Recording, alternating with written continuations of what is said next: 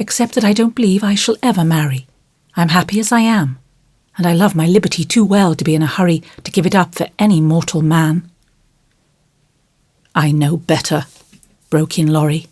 "You think so now, but there'll come a time when you will care for somebody, and you'll love him tremendously, and live and die for him.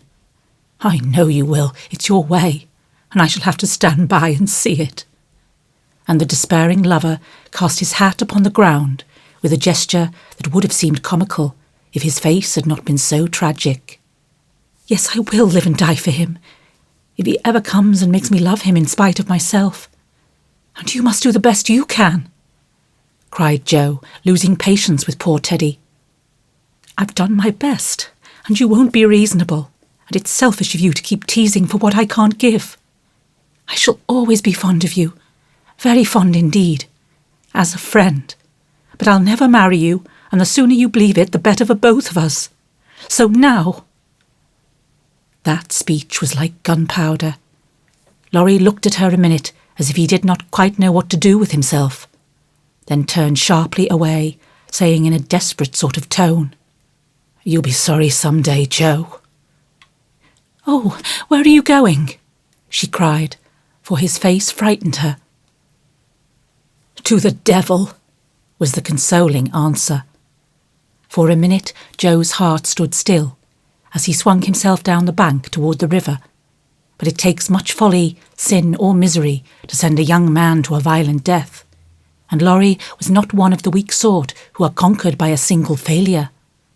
He had no thought of a melodramatic plunge, but some blind instinct led him to fling hat and coat into his boat and row away with all his might, making better time up the river than he had done in any race. Jo drew a long breath and then clasped her hands as she watched the poor fellow trying to outstrip the trouble which he carried in his heart. "That will do him good, and he'll come home in such a tender, penitent state of mind that I shan't dare to see him," she said, adding, as she went slowly home, feeling as if she had murdered some innocent thing and buried it under the leaves. "Now I must go and prepare Mr. Lawrence to be very kind to my poor boy. I wish he'd love Beth. Perhaps he may in time, but I begin to think I was mistaken about her. Oh dear, how can girls like to have lovers and refuse them? I think it's dreadful." Being sure that no one could do it so well as herself, she went straight to Mr. Lawrence, told the hard story bravely through, and then broke down, crying so dismally over her own insensibility that the kind old gentleman, though sorely disappointed, did not utter a reproach. He found it difficult to understand how any girl could help loving Laurie, and hoped she would change her mind. But he knew even better than Jo that love cannot be forced, so he shook his head sadly and resolved to carry his boy out of harm's way. For young impetuosity's parting words to Jo disturbed him more than he would confess. When Laurie came home, dead tired but quite composed, his grandfather met him as if he knew nothing, and kept up the delusion very successfully for an hour or two. But when they sat together in the twilight, the time they used to enjoy so much, it was hard work for the old man to ramble on as usual, and harder still for the young one to listen to praises of the last year's success, which to him now seemed like love's labour lost. He bore it as long as he could, then went to his piano and began to play. The windows were open, and Jo, walking in the garden with Beth, for once understood music better than her sister, for he played the Sonata Pathétique, and played it as he never did before. "That's very fine, I dare say, but it's sad enough to make one cry. Give us something gayer, lad," said Mr. Lawrence, whose kind old heart was full of sympathy, which he longed to show, but knew not how. Laurie dashed into a livelier strain, played stormily for several minutes, and would have got through bravely, if in a momentary lull Mrs. March's voice had not been heard calling, "Jo, dear, come in, I want you." Just what Laurie longed to say, with a different meaning. As he listened, he lost his place, The music ended with a broken chord, and the musician sat silent in the dark. "I can't stand this," muttered the old gentleman. Up he got, groped his way to the piano, laid a kind hand on either of the broad shoulders, and said as gently as a woman, "I know, my boy, I know." No answer for an instant. Then Laurie asked sharply, "Who told you?" "Jo herself." "Then there's an end of it." And he shook off his grandfather's hands with an impatient motion, for though grateful for the sympathy, his man's pride could not bear a man's pity. "Not quite. I want to say one thing, and then there shall be an end of it," returned Mr. Lawrence with unusual mildness. "You won't care to stay at home now, perhaps?" "I don't intend to run away from a girl. Jo can't prevent my seeing her, and I shall stay and do it as long as I like," interrupted Laurie in a defiant tone. "Not if you are the gentleman I think you are. I'm disappointed, but the girl can't help it, and the only thing left for you to do is to go away for a time." "Where will you go?" "Anywhere. I don't care what becomes of me." And Laurie got up with a reckless laugh that grated on his grandfather's ear. "Take it like a man, and don't do anything rash, for God's sake. Why not go abroad as you planned and forget it?" "I can't. But you've been wild to go, and I promised you should when you got through college." "Ah, but I didn't mean to go alone." And Laurie walked fast through the room with an expression which it was well his grandfather did not see. "I don't ask you to go alone. There's someone ready and glad to go with you, anywhere in the world." "Who, sir?" Stopping to listen.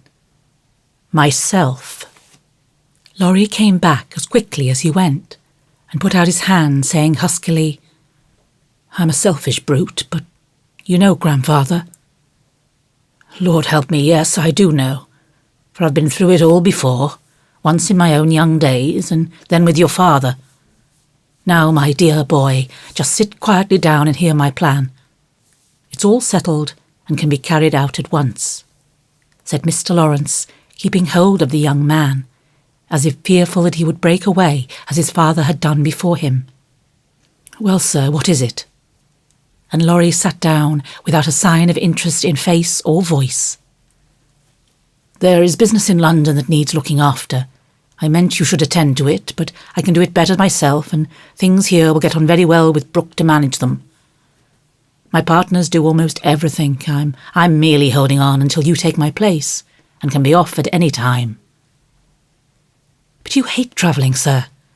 I can't ask it of you at your age," began Laurie, who was grateful for the sacrifice, but much preferred to go alone, if he went at all. The old gentleman knew that perfectly well, and particularly desired to prevent it, for the mood in which he found his grandson assured him that it would not be wise to leave him to his own devices.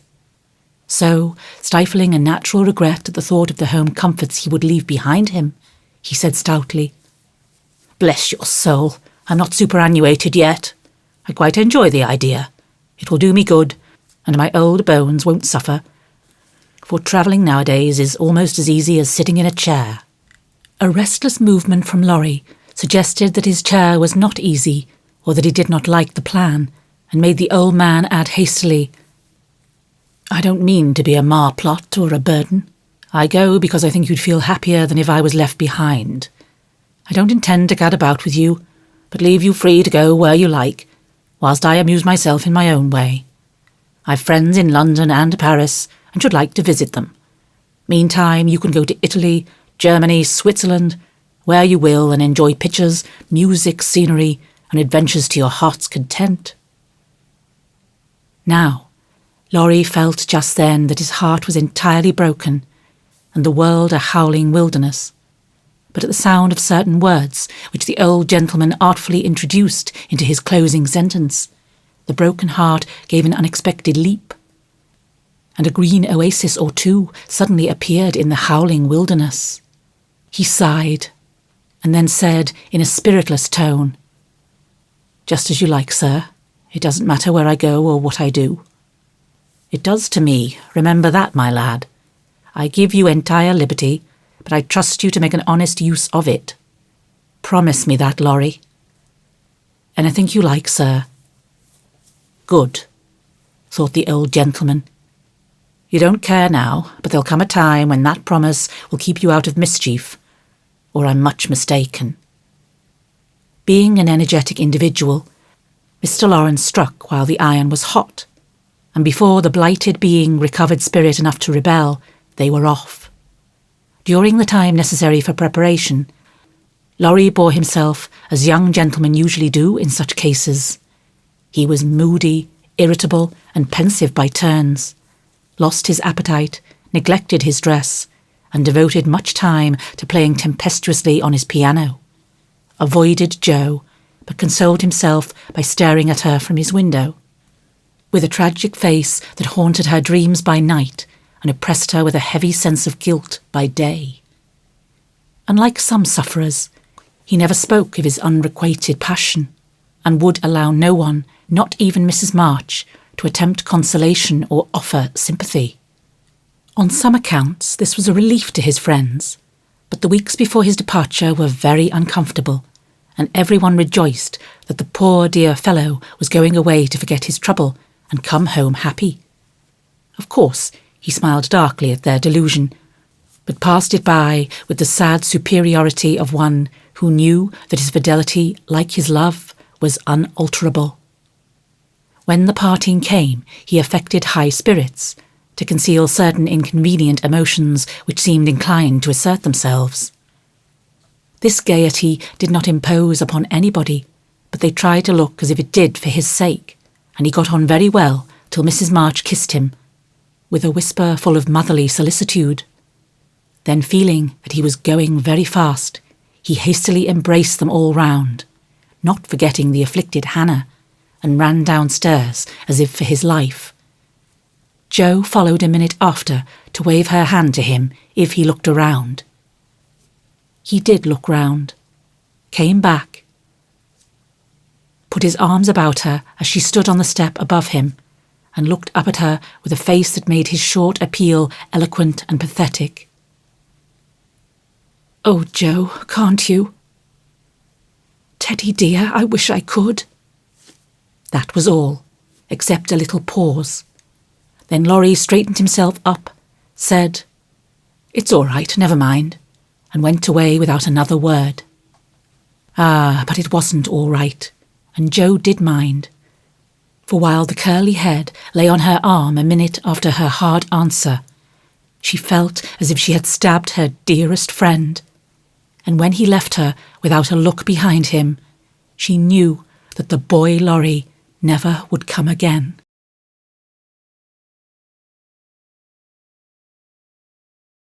Chapter 36. When Jo came home that spring, she had been struck with the change in Beth. No one spoke of it, or seemed aware of it, for it had come too gradually to startle those who saw her daily. But to eyes sharpened by absence, it was very plain, and a heavy weight fell on Jo's heart as she saw her sister's face. It was no paler, and but littler thinner than in the autumn, yet there was a strange transparent look about it, as if the mortal was being slowly refined away, and the immortal shining through the frail flesh with an indescribable pathetic beauty. Jo saw and felt it, but said nothing at the time, and soon the first impression lost much of its power, for Beth seemed happy. No one appeared to doubt that she was better, and presently in other cares, Jo for a time forgot her fear. But when Laurie was gone and peace prevailed again, the vague anxiety returned and haunted her. She had confessed her sins and been forgiven, but when she showed her savings and proposed a mountain trip, Beth had thanked her heartily, but begged not to go so far away from home. Another little visit to the seashore would suit her better, and as Grandma could not be prevailed upon to leave the babies, Jo took Beth down to the quiet place, where she could live much in the open air, and let the fresh sea breezes blow a little colour into her pale cheeks. It was not a fashionable place, but even among the pleasant people there, the girls made few friends, preferring to live for one another. Beth was too shy to enjoy society, and Jo too wrapped up in her to care for anyone else. So they were all in all to each other, and came and went, quite unconscious of the interest they excited in those about them, who watched with sympathetic eyes the strong sister and the feeble one, always together, as if they felt instinctively that a long separation was not far away. They did feel it, yet neither spoke of it, for often between ourselves and those nearest and dearest to us, there exists a reserve which is very hard to overcome. Jo felt as if a veil had fallen between her heart and Beth's, but when she put out her hand to lift it up, there seemed something sacred in the silence, and she waited for Beth to speak. She wondered, and was thankful also, that her parents did not seem to see what she saw, and during the quiet weeks when the shadows grew so plain to her, she said nothing of it to those at home, believing that it would tell itself when Beth came back no better. She wondered still more if her sister really guessed the hard truth, and what thoughts were passing through her mind during the long hours when she lay on the warm rocks, with her head in Jo's lap, while the winds blew healthily over her and the sea made music at her feet.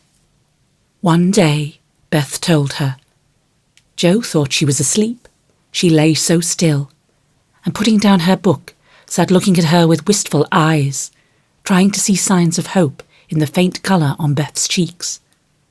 But she could not find enough to satisfy her, for the cheeks were very thin, and the hands seemed too feeble to hold even the rosy little shells they had been collecting. It came to her then more bitterly than ever that Beth was slowly drifting away from her, and her arms instinctively tightened their hold upon the dearest treasure she possessed. For a minute her eyes were too dim for seeing, and when they cleared, Beth was looking up at her so tenderly that there was hardly any need for her to say, "Jo, dear, I'm glad you know it.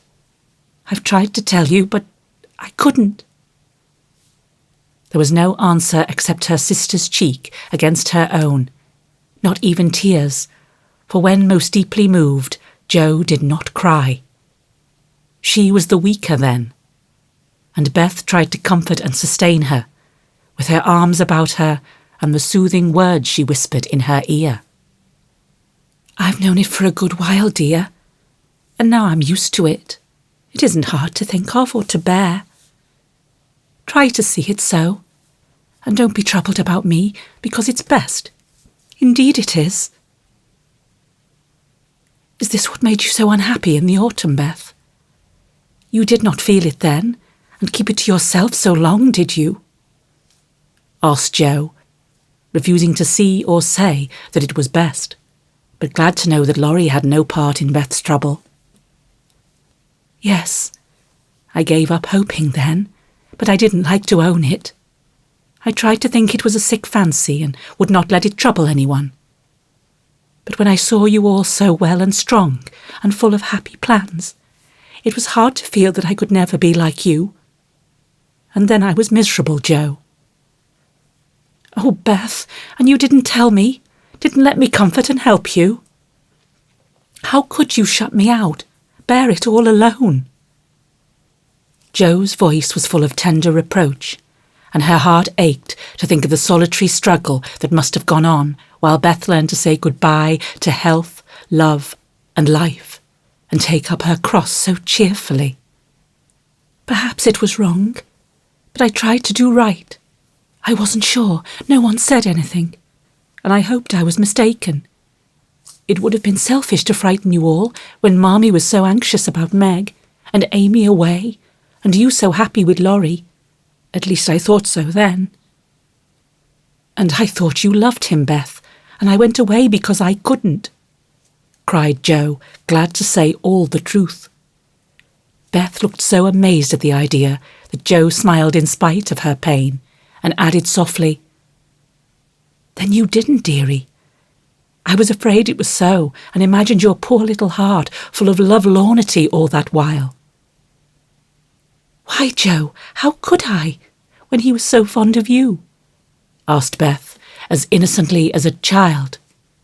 I do love him dearly. He is so good to me, how can I help it? But he could never be anything to me but my brother. I hope he truly will be, some time. Not through me, said Joe decidedly. Amy is left for him, and they would suit excellently. But I have no heart for such things now. I don't care what becomes of anybody but you, Beth. You must get well.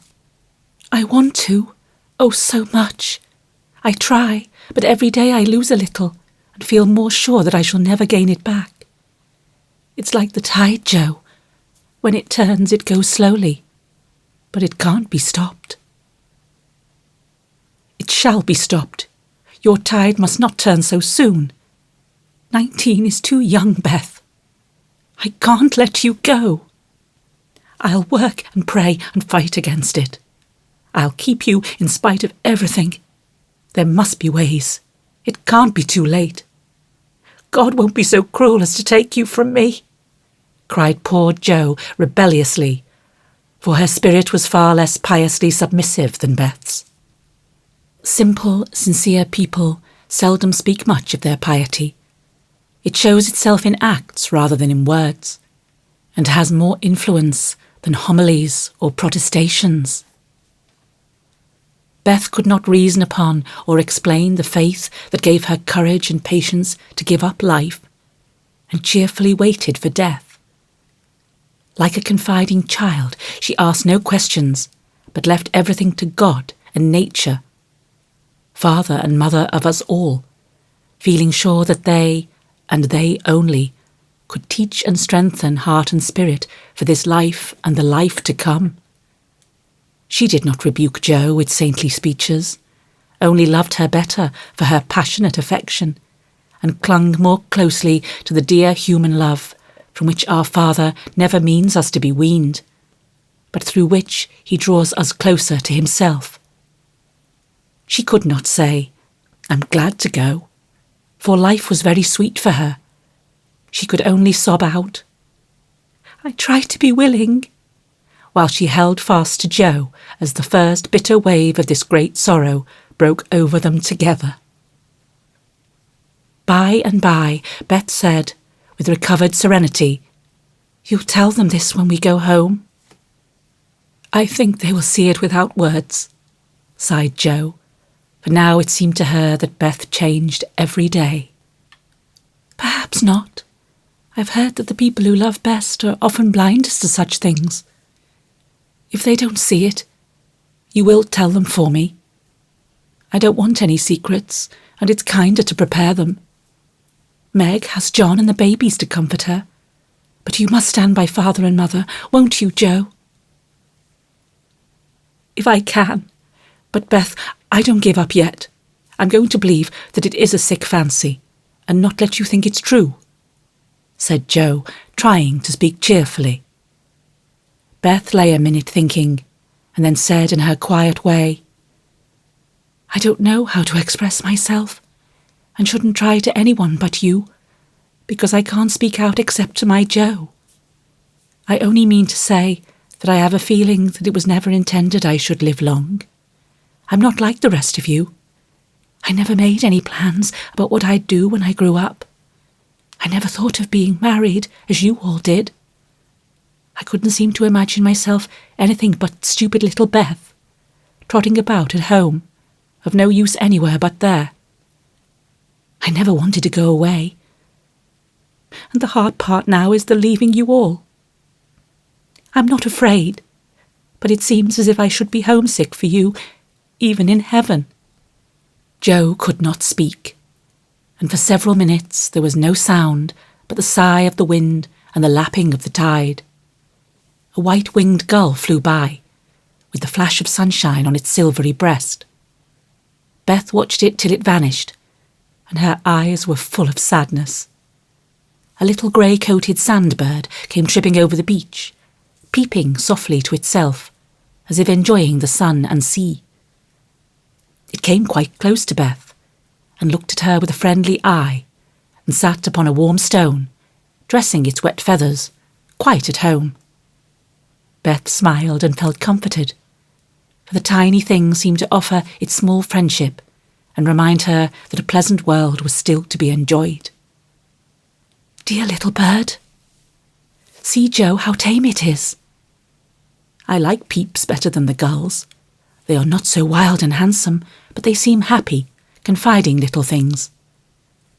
I used to call them my birds last summer, and Mother said they reminded her of me. Busy, Quaker-coloured creatures, always near the shore, and always chirping that contented little song of theirs. You are the gull, Joe, strong and wild, fond of the storm and the wind, flying far out to sea, and happy all alone. Meg is the turtle dove, and Amy is like the lark she writes about, trying to get up among the clouds, but always dropping down into its nest again. Dear little girl. She's so ambitious, but her heart is good and tender, and no matter how high she flies, she never will forget home. I hope I shall see her again, but she seems so far away. She is coming in the spring, and I mean that you shall be all ready to see and enjoy her. I'm going to have you well and rosy by that time," began Joe, feeling that of all the changes in Beth, the talking change was the greatest, for it seemed to cost no effort now, and she thought aloud in a way quite unlike bashful Beth. "Joe, dear, don't hope any more. It won't do any good, I'm sure of that. We won't be miserable, but enjoy being together while we wait. We'll have happy times, for I don't suffer much, and I think the tide will go out easily if you help me." Joe leaned down to kiss the tranquil face, and with that silent kiss she dedicated herself, soul and body to Beth. She was right. There was no need of any words when they got home, for Father and Mother saw plainly now what they had prayed to be saved from seeing. Tired with her short journey, Beth went at once to bed, saying how glad she was to be home.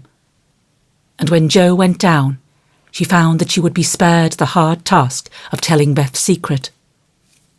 Her father stood leaning his head on the mantelpiece, and did not turn as she came in, but her mother stretched out her arms as if for help, and Joe went to comfort her without a word.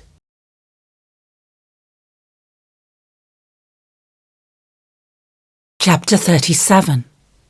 At 3 o'clock in the afternoon, all the fashionable world at Nice may be seen on the Promenade des Anglais, a charming place, for the wide walk, bordered with palms, flowers and tropical shrubs, is bounded on one side by the sea, on the other by the Grand Drive, lined with hotels and villas, while beyond lie orange orchards and the hills. Many nations are represented, many languages spoken, many costumes worn, and on a sunny day the spectacle is as gay and brilliant as a carnival. Haughty English, lively French, sober Germans, handsome Spaniards, ugly Russians, meek Jews, free and easy Americans, all drive, sit or saunter here, chatting over the news and criticising the latest celebrity who has arrived. Ristori or Dickens, Victor Emmanuel or the Queen of the Sandwich Islands. The equipages are as varied as the company and attract as much attention, especially the low basket barouches in which the ladies drive themselves, with a pair of dashing ponies, gay nets to keep their voluminous flounces from overflowing the diminutive vehicles, and little grooms on the perch behind. Along this walk on Christmas Day, a tall young man walked slowly, with his hands behind him, and a somewhat absent expression of countenance. He looked like an Italian, was dressed like an Englishman, and had the independent air of an American, a combination which caused sundry pairs of feminine eyes to look approvingly after him, and sundry dandies in black velvet suits with rose-coloured neckties, buff gloves and orange flowers in their buttonholes to shrug their shoulders and then envy him his inches.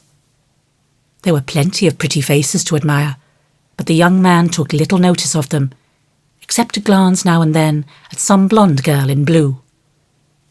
Presently he strolled out of the promenade and stood a moment at the crossing, as if undecided whether to go and listen to the band in the Jardin Public or to wander along the beach towards Castle Hill. The quick trot of the pony's feet made him look up, as one of the little carriages, containing a single young lady, came rapidly down the street. The lady was young, blonde, and dressed in blue. He stared a minute, then his whole face woke up, and waving his hat like a boy, he hurried forward to meet her. "Oh, Laurie, is it really you?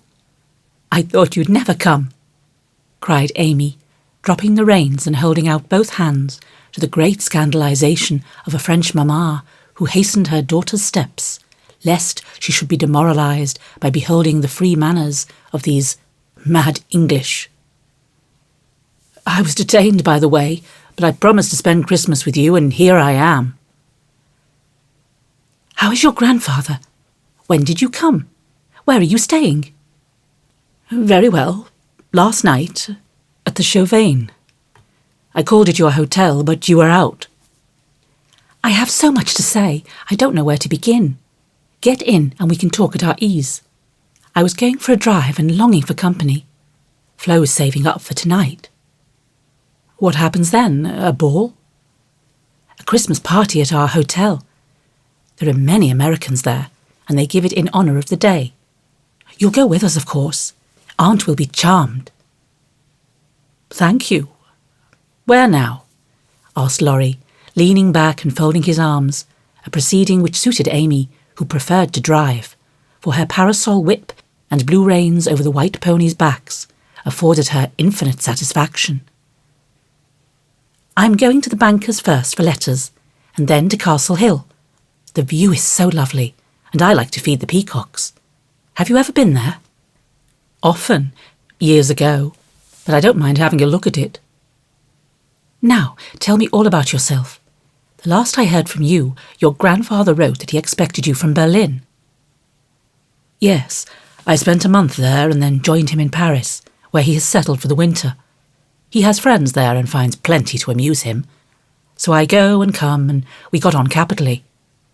"That's a sociable arrangement," said Amy, missing something in Laurie's manner, though she couldn't tell what. "Why, you see, he hates to travel, and I hate to keep still, so we each suit ourselves and there is no trouble. I am often with him and he enjoys my adventures, while I like to feel that someone is glad to see me when I get back from my wanderings." "Dirty old hole, isn't it?" he added, with a look of disgust as they drove along the boulevard to the Place Napoleon in the old city. "The dirt is picturesque, so I don't mind. The river and the hills are delicious, and these glimpses of the narrow cross streets are my delight. Now, we shall have to wait for that procession to pass. It's going to the Church of St. John."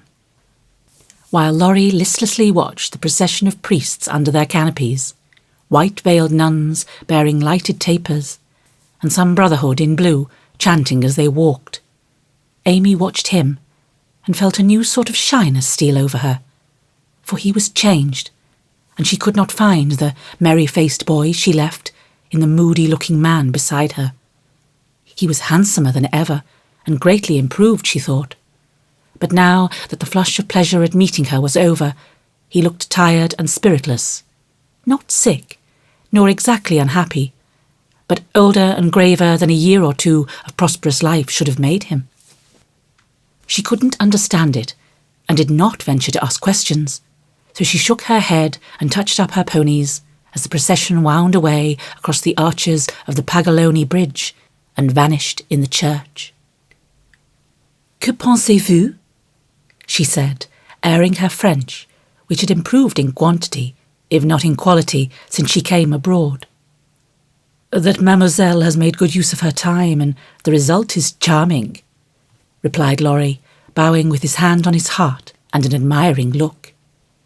She blushed with pleasure, but somehow the compliment did not satisfy her like the blunt praises he used to give her at home, when he promenaded around her on festival occasions, and told her she was altogether jolly, with a hearty smile and an approving pat on the head.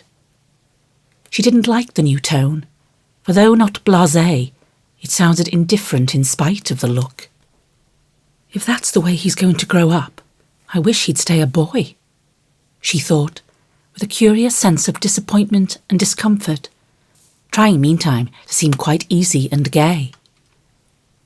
At Avigdor's, she found the precious home letters, and giving the reins to Laurie, read them luxuriously as they wound up the shady road between green hedges, where tea roses bloomed as freshly as in June. Beth is very poorly, Mother says. I often think I ought to go home, but they all say stay. So I do, for I shall never have another chance like this, said Amy, looking sober over one page. I think you are right there. You could do nothing at home, and it is a great comfort to them to know that you are well and happy and enjoying so much, my dear. He drew a little nearer and looked more like his old self as he said that, and the fear that sometimes weighed on Amy's heart was lightened, for the look, the act, the brotherly my dear, seemed to assure her that if any trouble did come, she would not be alone in a strange land. Presently she laughed and showed him a small sketch of Jo in her scribbling suit, with the bow rampantly erect upon her cap, and issuing from her mouth the words, "Genius burns." Laurie smiled, took it, put it in his vest pocket to keep it from blowing away, and listened with interest to the lively letter Amy read him. This will be a regularly merry Christmas to me, with presents in the morning, you and letters in the afternoon, and a party at night, said Amy, as they alighted among the ruins of the old fort, and a flock of splendid peacocks came trooping about them, tamely waiting to be fed. While Amy stood laughing on the bank above him, as she scattered crumbs to the brilliant birds, Laurie looked at her as she had looked at him, with a natural curiosity to see what changes time and absence had wrought. He found nothing to perplex or disappoint, much to admire and approve, for overlooking a few little affectations of speech and manner, she was as sprightly and graceful as ever, with the addition of that indescribable something in dress and bearing which we call elegance. Always mature for her age, she had gained a certain aplomb in both carriage and conversation, which made her seem more of a woman of the world than she was. But her old petulance now and then showed itself, her strong will still held its own, and her native frankness was unspoiled by foreign polish. Laurie did not read all this while he watched her feed the peacocks, but he saw enough to satisfy and interest him, and carried away a pretty little picture of a bright-faced girl standing in the sunshine, which brought out the soft hue of her dress, the fresh colour of her cheeks, the golden gloss of her hair, and made her a prominent figure in the pleasant scene. As they came up onto the stone plateau that crowns the hill, Amy waved her hand, as if welcoming him to her favourite haunt, and said, pointing here and there, "Do you remember the cathedral and the Corso, the fishermen dragging their nets in the bay, and the lovely road to Villa Franca, Schubert's tower just below, and best of all, that speck far out to sea which they say is Corsica?" "I remember. It's not much changed," he answered without enthusiasm. "What Jo would give for a sight of that famous speck," said Amy, feeling in good spirits and anxious to see him so also. "Yes," was all he said, but he turned and strained his eyes to see the island, which a greater usurper than even Napoleon now made interesting in his sight. "Take a good look at it for her sake, and then come and tell me what you have been doing with yourself all this while," said Amy, seating herself, ready for a good talk. But she did not get it, for though he joined her and answered all her questions freely, she could only learn that he had roved about the continent and been to Greece. So, after idling away an hour, they drove home again, and having paid his respects to Mrs. Carroll, Laurie left them, promising to return in the evening. It must be recorded of Amy that she deliberately prinked that night. Time and absence had done its work on both the young people. She had seen her old friend in a new light, not as our boy, but as a handsome and agreeable man, and she was conscious of a very natural desire to find favour in his sight. Amy knew her good points, and made the most of them with the taste and skill which is a fortune to a poor and pretty woman. Tarleton and tulle were cheap at Nice, so she enveloped herself in them on such occasions, and, following the sensible English fashion of simple dress for young girls, got up charming little toilettes with fresh flowers, a few trinkets, and all manner of dainty devices, which were both inexpensive and effective. It must be confessed that the artist sometimes got possession of the woman, and indulged in antique coiffures, statuesque attitudes, and classic draperies. But, dear heart, we all have our little weaknesses, and find it easy to pardon such in the young, who satisfy our eyes with their comeliness, and keep our hearts merry with their artless vanities. I do want him to think I look well, and tell them so at home, said Amy to herself, as she put on Flo's old white silk ball dress, and covered it with a cloud of fresh illusion, out of which her white shoulders and golden head emerged with the most artistic effect. Her hair she had the sense to let alone, after gathering up the thick waves and curls into a Hebe-like knot at the back of her head. It's not the fashion, but it's becoming, and I can't afford to make a fright of myself, she used to say, when advised to frizzle, puff or braid as the latest style commanded. Having no ornaments fine enough for this important occasion, Amy looped her fleecy skirts with rosy clusters of azalea, and framed the white shoulders in delicate green vines. Remembering the painted boots, she surveyed her white satin slippers with girlish satisfaction, and chassed down the room, admiring her aristocratic feet all by herself. My new fan just matches my flowers, my gloves fit to a charm, and the real lace on Anne's mouchoir gives an air to my whole dress. If I only had a classical nose and mouth, I should be perfectly happy, she said, surveying herself with a critical eye and a candle in each hand. In spite of this affliction, she looked unusually gay and graceful as she glided away. She seldom ran. It did not suit her style, she thought. For being tall, the stately and Junoesque was more appropriate than the sportive or piquant. She walked up and down the long saloon while waiting for Laurie, and once arranged herself under the chandelier, which had a good effect upon her hair. Then she thought better of it, and went away to the other end of the room, as if ashamed of the girlish desire to have the first view a propitious one. It so happened that she could not have done a better thing, for Laurie came in so quietly she did not hear him, and as he stood at the distant window, with her head half turned, and one hand gathering up her dress, the slender white figure against the red curtains was as effective as a well-placed statue. "Good evening, Diana," said Laurie, with the look of satisfaction she liked to see in his eyes when they rested on her.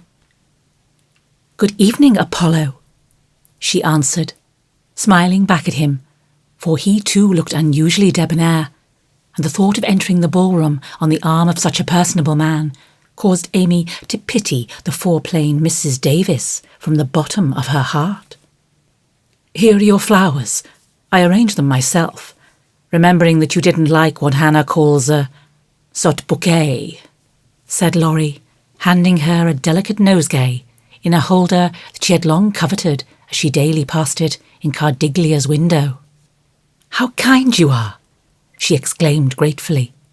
"If I'd have known you were coming, I'd have had something ready for you today, though not as pretty as this, I'm afraid." "Thank you. It isn't what it should be, but you have improved it," he added as she snapped the silver bracelet on her wrist. "Please don't." "I thought you liked that sort of thing." "Not from you. It doesn't sound natural. And I like your old bluntness better." "I'm glad of it," he answered with a look of relief, then buttoned her gloves for her and asked if his tie was straight, just as he used to do when they went to parties together at home. The company assembled in the long salle à manger that evening was such as one sees nowhere but on the continent. The hospitable Americans had invited every acquaintance they had in Nice, and having no prejudice against titles, secured a few to add lustre to their Christmas ball. A Russian prince condescended to sit in a corner for an hour and talk with a massive lady, dressed like Hamlet's mother in black velvet with a pearl bridle under her chin. A Polish count, aged 18, devoted himself to the ladies, who pronounced him a fascinating dear, and a German serene something, having come to supper alone, roamed vaguely about, seeking what he might devour. Baron Rothschild's private secretary, a large-nosed Jew in tight boots, affably beamed upon the world, as if his master's name crowned him with a golden halo. A stout Frenchman, who knew the Emperor, came to indulge his mania for dancing. And Lady de Jones, a British matron, adorned the scene with her little family of 8. Of course, there were many light-footed, shrill-voiced American girls, handsome, lifeless-looking English ditto, and a few plain but piquant French demoiselles. Likewise, the usual set of travelling young gentlemen who disported themselves gaily, while mammas of all nations lined the walls and smiled upon them benignly when they danced with their daughters. Any young girl can imagine Amy's state of mind when she took the stage that night, leaning on Laurie's arm. She knew she looked well. She loved to dance.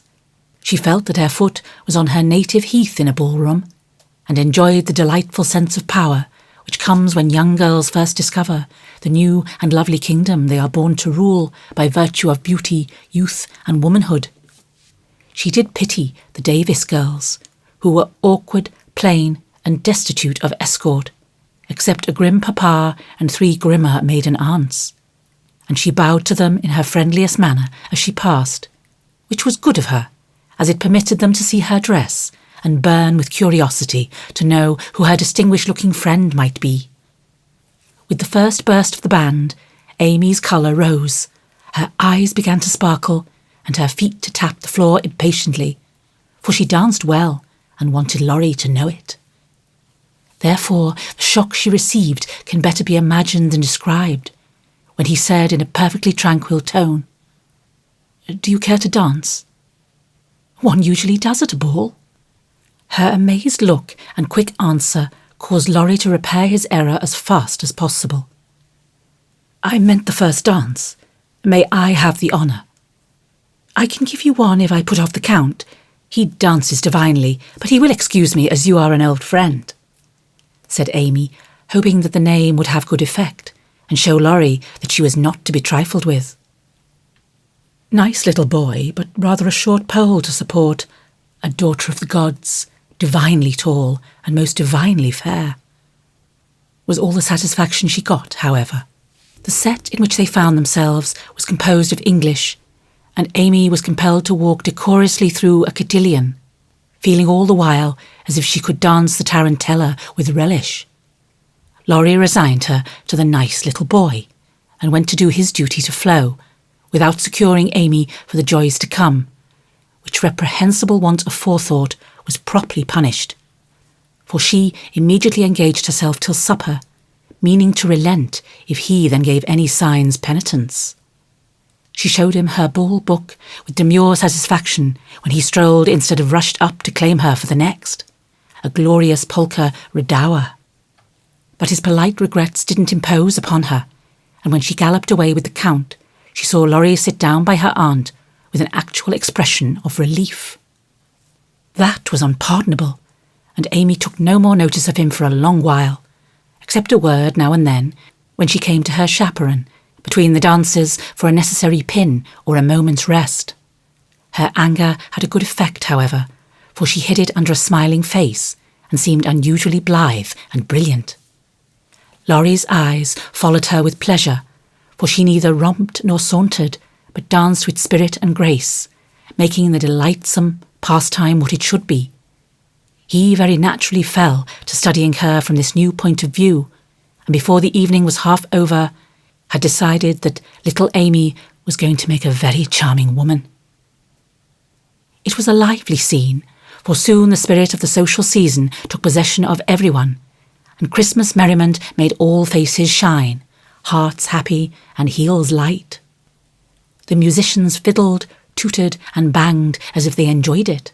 Everybody danced who could, and those who couldn't admired their neighbours with uncommon warmth. The air was dark with Davises, and many Joneses gambolled like a flock of young giraffes.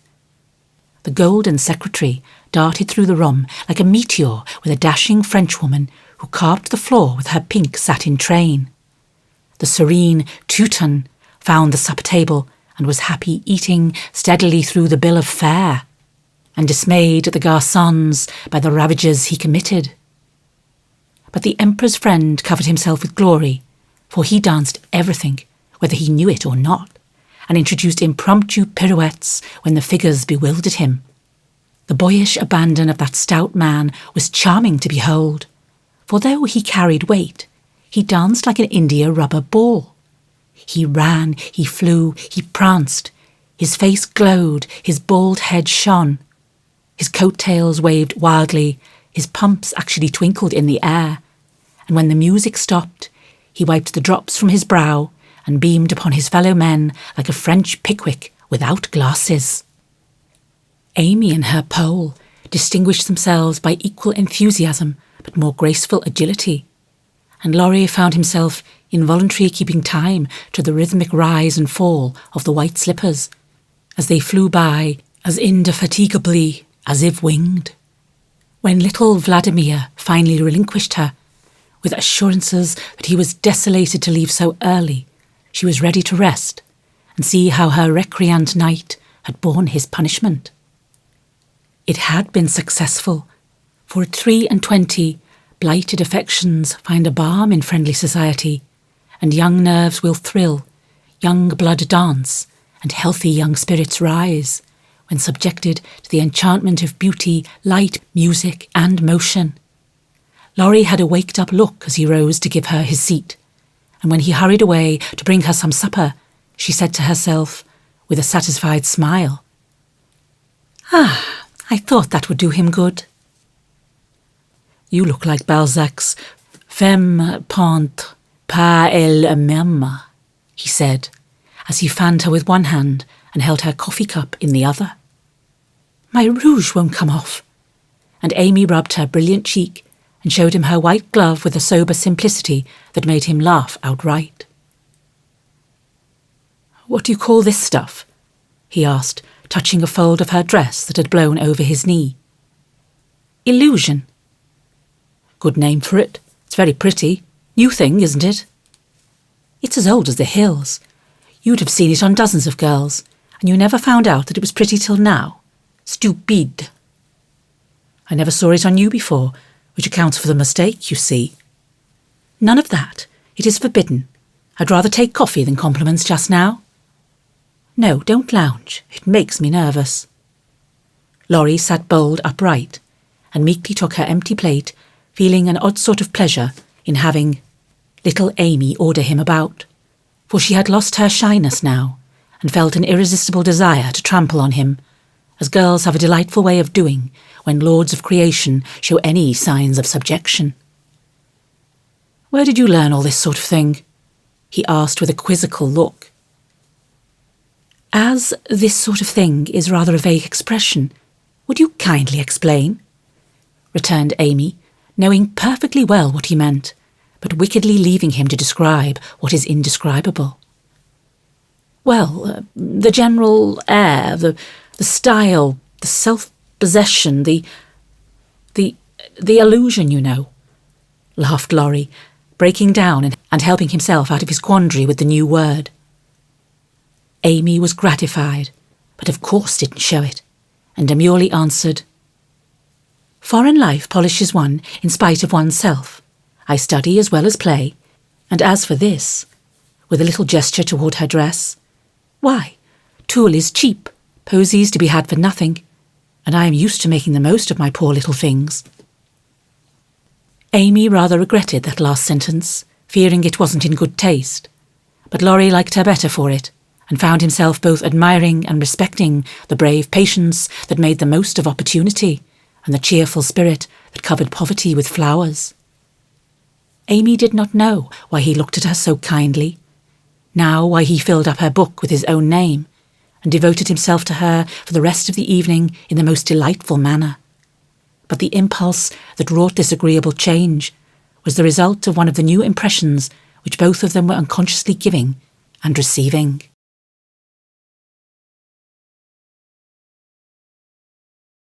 Chapter 38. In France, the young girls have a dull time of it till they are married, when "Vive la liberté" becomes their motto. In America, as everyone knows, girls early sign the Declaration of Independence and enjoy their freedom with Republican zest, but the young matrons usually abdicate with the first heir to the throne and go into a seclusion almost as close as a French nunnery, though by no means as quiet. Whether they like it or not, they are virtually put upon the shelf as soon as the wedding excitement is over, and most of them might exclaim, as did a very pretty woman the other day, "I'm as handsome as ever, but no one takes any notice of me because I'm married." Not being a belle or even a fashionable lady, Meg did not experience this affliction till her babies were a year old, for in her little world primitive customs prevailed, and she found herself more admired and beloved than ever. As she was a womanly little woman, the maternal instinct was very strong, and she was entirely absorbed in her children, to the utter exclusion of everything and everybody else. Day and night she brooded over them with tireless devotion and anxiety, leaving John to the tender mercies of the help, for an Irish lady now presided over the kitchen department. Being a domestic man, John decidedly missed the wifely attentions he had been accustomed to receive, but as he adored his babies, he cheerfully relinquished his comfort for a time, supposing with masculine ignorance that peace would soon be restored. But 3 months passed, and there was no return of repose. Meg looked worn and nervous. The babies absorbed every minute of her time. The house was neglected, and Kitty, the cook, who took life easy, kept him on short commons. When he went out in the morning, he was bewildered by small commissions for the captive mamma. If he came gaily in at night, eager to embrace his family, he was quenched by a "Hush, they are just asleep after worrying all day." If he proposed a little amusement at home, no, it would disturb the babies. If he hinted at a lecture or a concert, he was answered with a reproachful look and a decided, "Leave my children for pleasure, never." His sleep was broken by infant wails and visions of a phantom figure pacing noiselessly to and fro in the watches of the night. His meals were interrupted by the frequent flight of the presiding genius, who deserted him, half-helped, if a muffled chirp sounded from the nest above. And when he read his paper of an evening, Demi's colic got into the shipping list, and Daisy's fall affected the price of stocks, for Mrs. Brooke was only interested in domestic news. The poor man was very uncomfortable, for the children had bereft him of his wife. Home was merely a nursery, and the perpetual hushing made him feel like a brutal intruder whenever he entered the sacred precincts of Babyland. He bore it very patiently for 6 months, and when no signs of amendment appeared, he did what other paternal exiles do, tried to get a little comfort elsewhere. Scott had married and gone to housekeeping not far off. and John fell into the way of running over for an hour or two of an evening when his own parlour was empty and his own wife singing lullabies that seemed to have no end. Mrs. Scott was a lively, pretty girl, with nothing to do but be agreeable, and she performed her mission most successfully. The parlour was always bright and attractive, the chessboard ready, the piano in tune, plenty of gay gossip, and a nice little supper set forth in tempting style. John would have preferred his own fireside if it had not been so lonely, but as it was, he gratefully took the next best thing and enjoyed his neighbours' society. Meg rather approved of the new arrangement at first, and found it a relief to know that John was having a good time instead of dozing in the parlour or tramping about the house and waking the children. But by and by, when the teething worry was over and the idols went to sleep at proper hours, leaving Mamma time to rest, she began to miss John and find her work basket dull company when he was not sitting opposite in his old dressing gown, comfortably scorching his slippers on the fender. She would not ask him to stay at home, but felt injured because he did not know that she wanted him without being told, entirely forgetting the many evenings he had waited for her in vain.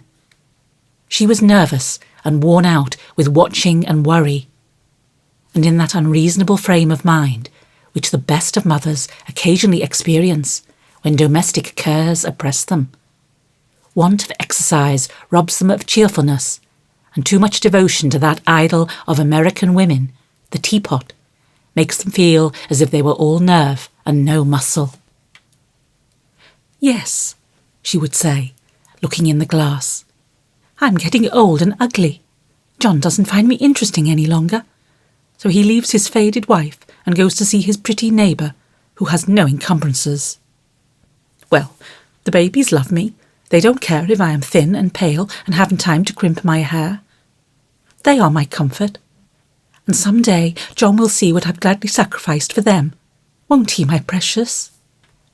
To which pathetic appeal Daisy would answer with a coo, or Demi with a crow, and Meg would put by her lamentations for a maternal revel, which soothed her solitude for the time being.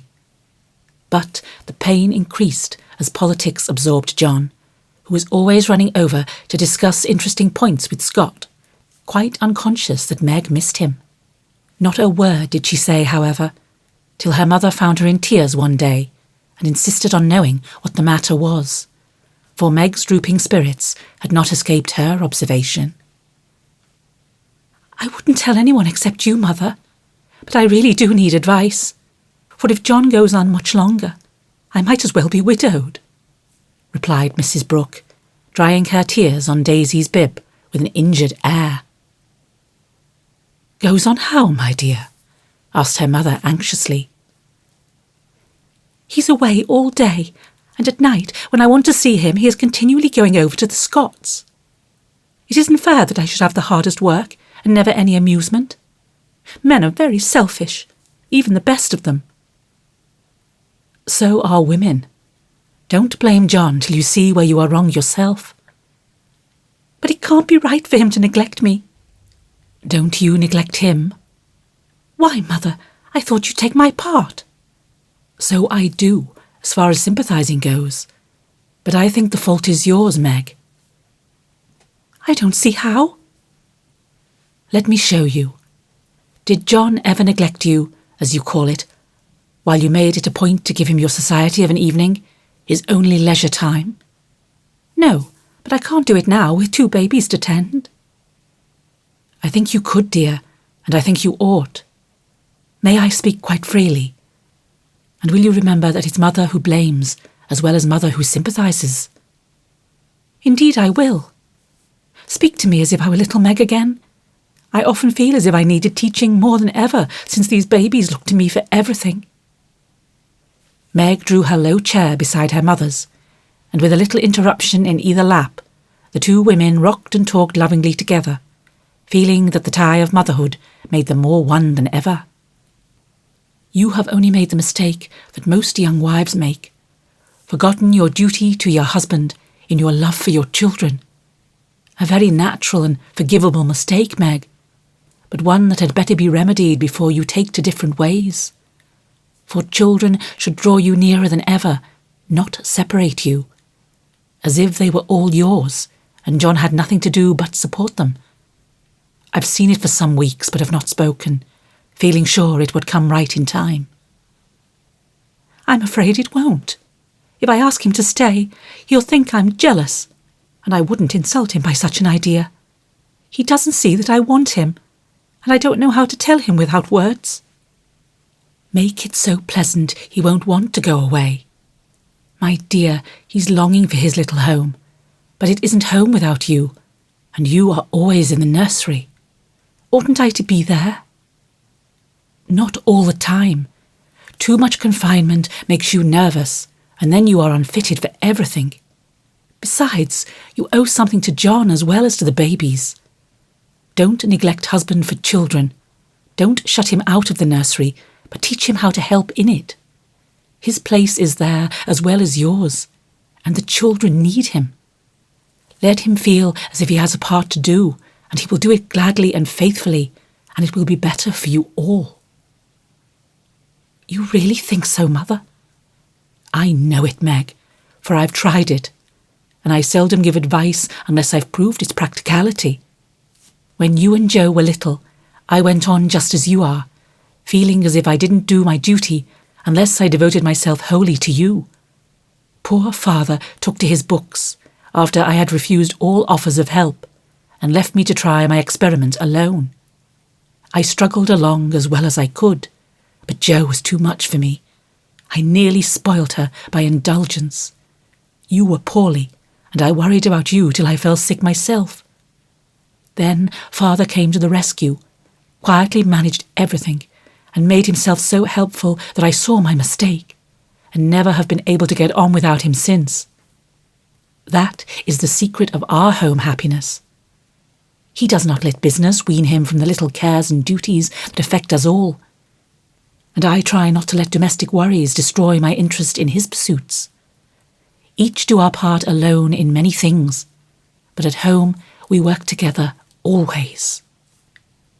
It is so, Mother, and my great wish is to be to my husband and children what you have been to yours. Show me how, I'll do anything you say. You were always my docile daughter.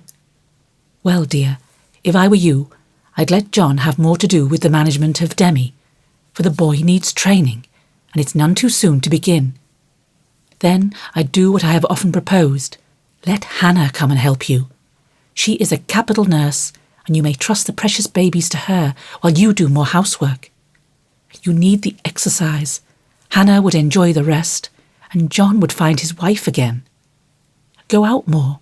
Keep cheerful as well as busy, for you are the sunshine maker of the family, and if you get dismal, there is no fair weather.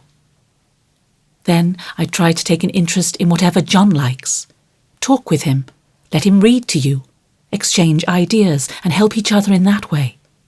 Don't shut yourself up in a bandbox because you are a woman, but understand what is going on and educate yourself to take your part in the world's work, for it all affects you and yours. John is so sensible. I'm afraid he will think I'm stupid if I ask questions about politics and things. I don't believe he would. Love covers a multitude of sins, and of whom could you ask more freely than of him? Try it, and see if he doesn't find your society far more agreeable than Mrs. Scott's suppers. I will. Poor John. I'm afraid I have neglected him sadly, but I thought I was right, and he never said anything. He tried not to be selfish, but he has felt rather forlorn, I fancy. This is just the time, Meg, when young married people are apt to grow apart, and the very time when they ought to be most together, for the first tenderness soon wears off, unless care is taken to preserve it. And no time is so beautiful and precious to parents as the first years of the little lives given to them to train. Don't let John be a stranger to the babies, for they will do more to keep him safe and happy in this world of trial and temptation than anything else. and through them you will learn to know and love one another as you should. Now, dear, goodbye. Think over Mother's preachment. Act upon it if it seems good, and God bless you all. Meg did think it over, found it good, and acted upon it, though the first attempt was not made exactly as she planned to have it. Of course, the children tyrannised over her, and ruled the house as soon as they found out that kicking and squalling brought them whatever they wanted. Mamma was an abject slave to their caprices, but Papa was not so easily subjugated, and occasionally afflicted his tender spouse by an attempt at paternal discipline with his obstreperous son. For Demi inherited a trifle of his sire's firmness of character. We won't call it obstinacy, but when he made up his little mind to have or to do anything, all the king's horses and all the king's men could not change that pertinacious little mind.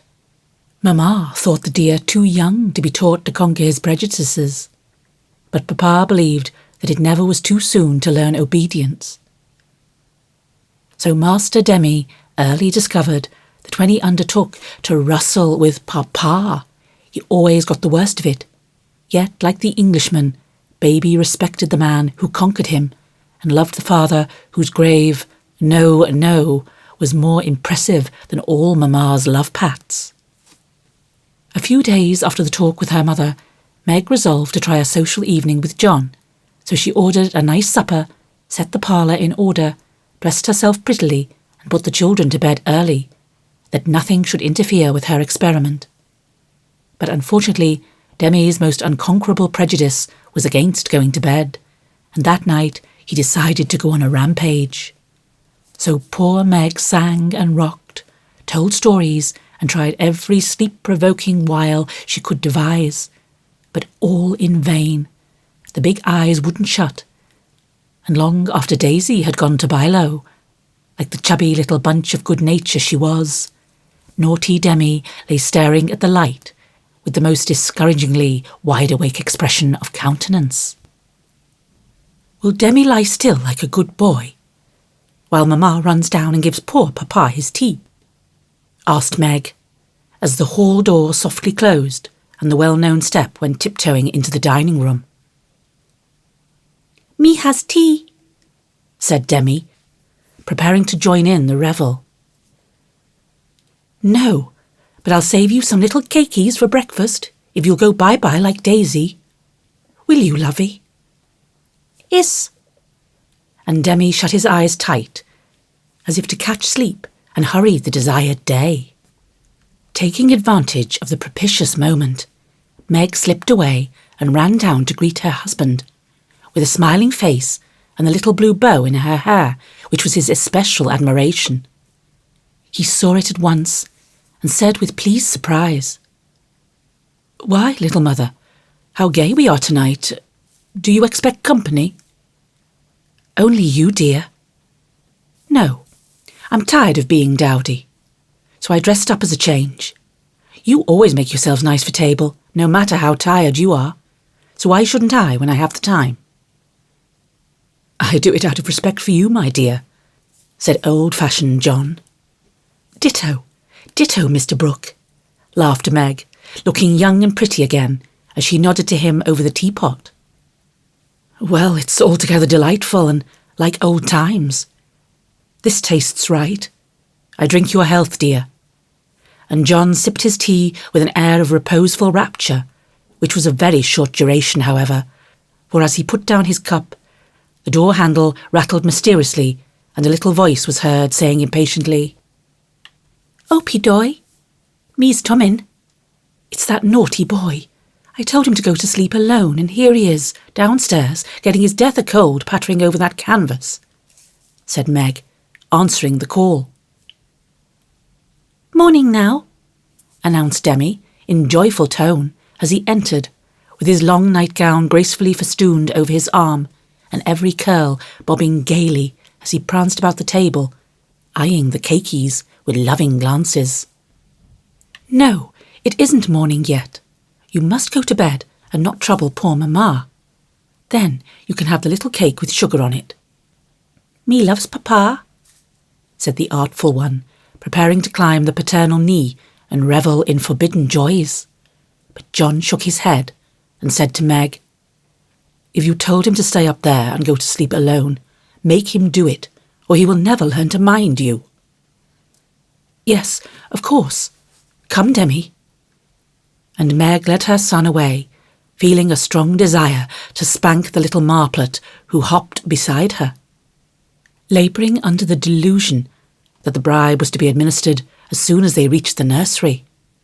Nor was he disappointed, for that short-sighted woman actually gave him a lump of sugar, tucked him into his bed, and forbade any more promenades till morning.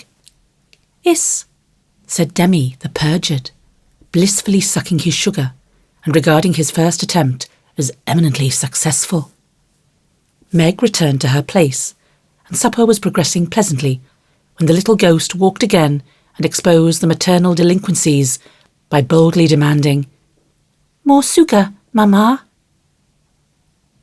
"Now this won't do," said John, hardening his heart against the engaging little sinner. "We shall never know any peace till that child learns to go to bed properly. You have made a slave of yourself long enough. Give him one lesson, and then there will be an end of it. Put him in his bed and leave him, Meg." "He won't stay there. He never does unless I sit by him." "I'll manage him. Demi, go upstairs and get into your bed as Mamma bids you." "Shan't," replied the young rebel, helping himself to the coveted cakey and beginning to eat the same with calm audacity. "You must never say that to Papa. I shall carry you if you don't go yourself." "Go away. Me don't love Papa." And Demi retired to his mother's skirts for protection. But even that refuge proved unavailing, for he was delivered over to the enemy with a "Be gentle with him, John," which struck the culprit with dismay, for when Mamma deserted him, then the judgment day was at hand. Bereft of his cake, defrauded of his frolic, and borne away by a strong hand to that detested bed, poor Demi could not restrain his wrath, but openly defied Papa, and kicked and screamed lustily all the way upstairs. The minute he was put into bed on one side, he rolled out on the other and made for the door, only to be ignominiously caught up by the tail of his little doga and put back again, which lively performance was kept up till the young man's strength gave out, when he devoted himself to roaring at the top of his voice. This vocal exercise usually conquered Meg, but John sat as unmoved as the post which is popularly believed to be deaf. No coaxing, no sugar, no lullaby, no story. Even the light was put out, and only the red glow of the fire enlivened the big dark, which Demi regarded with curiosity rather than fear. This new order of things disgusted him, and he howled dismally for Mamma, as his angry passions subsided, and recollections of his tender bondwoman returned to the captive autocrat. The plaintive wail which succeeded the passionate roar went to Meg's heart, and she ran up to say beseechingly, "Let me stay with him. He'll be good now, John." "No, my dear. I've told him he must go to sleep, as you bid him, and he must, if I stay here all night." "But he'll cry himself sick," pleaded Meg, reproaching herself for deserting her boy. "No, he won't. He's so tired he will soon drop off, and then the matter is settled, for he will understand that he has got to mind. Don't interfere. I'll manage him." "He's my child, and I can't have his spirit broken by harshness." "He's my child, and I won't have his temper spoiled by indulgence. Go down, my dear, and leave the boy to me." When John spoke in that masterful tone, Meg always obeyed, and never regretted her docility. "Please let me kiss him once, John." "Certainly. Demi, say good night to Mamma, and let her go and rest, for she is very tired with taking care of you all day." Meg always insisted upon it, that the kiss won the victory, for after it was given, Demi sobbed more quietly and lay quite still at the bottom of the bed, whither he had wriggled in his anguish of mind. Poor little man, he's worn out with sleep and crying. I'll cover him up and then go and set Meg's heart at rest, thought John, creeping to the bedside, hoping to find his rebellious heir asleep. But he wasn't. For the moment his father peeped at him, Demi's eyes opened, his little chin began to quiver, and he put up his arms, saying with a penitent hiccup, "Me's dud now." Sitting on the stairs outside, Meg wondered at the long silence which followed the uproar, and after imagining all sorts of impossible accidents, she slipped into the room to set her fears at rest. Demi lay fast asleep, not in his usual spread-eagle attitude, but in a subdued bunch, cuddled close in the circle of his father's arm, and holding his father's finger, as if he felt that justice was tempered with mercy, and had gone to sleep a sadder and wiser baby. So held, John had waited with a womanly patience till a little hand relaxed its hold, and while waiting had fallen asleep, more tired by the tussle with his son than with his whole day's work. As Meg stood watching the two faces on the pillow, she smiled to herself, and then slipped away again, saying in a satisfied tone, "I never need fear that John will be too harsh with my babies. He does know how to manage them, and will be a great help, for Demi is getting too much for me." When John came down at last, expecting to find a pensive or reproachful wife, he was agreeably surprised to find Meg placidly trimming a bonnet, and to be greeted with the request to read something about the election if he was not too tired. John saw in a minute that a revolution of some kind was going on, but wisely asked no questions. Knowing that Meg was such a transparent little person, she couldn't keep a secret to save her life, and therefore the clue would soon appear. He read a long debate with the most amiable readiness, and then explained it in his most lucid manner, while Meg tried to look deeply interested, to ask intelligent questions, and keep her thoughts from wandering from the state of the nation to the state of her bonnet. In her secret soul, however, she decided that politics were as bad as mathematics, and the mission of politicians seemed to be calling each other names. But she kept these feminine ideas to herself, and when John paused, shook her head, and said with what she thought diplomatic ambiguity, "Well, I really don't see what we are coming to." John laughed and watched her for a minute, as she poised a pretty little preparation of lace and flowers on her hand, and regarded it with the genuine interest which his harangue had failed to waken. "She is trying to like politics for my sake, so I'll try and like millinery for hers. That's only fair," thought John the Just, adding aloud, "That's very pretty. Is it what you call a breakfast cap?" "My dear man, it's a bonnet. My very best go to concert and theatre bonnet." "I beg your pardon. It was so small, I naturally mistook it for one of those flyaway things you sometimes wear. How do you keep it on?" "These bits of lace are fastened under the chin with a rosebud, so." And Meg illustrated by putting on the bonnet and regarding him with an air of calm satisfaction that was irresistible. "It's a love of a bonnet, but I prefer the face inside, for it looks young and happy again." And John kissed the smiling face, to the great detriment of the rosebud under the chin. "I'm glad you like it, for I want you to take me to one of the new concerts some night. I really need some music to put me in tune. Will you, please?" "Of course I will, with all my heart, or anywhere else you like. You have been shut up so long, it will do you no end of good, and I shall enjoy it of all things. What put it into your head, little mother?"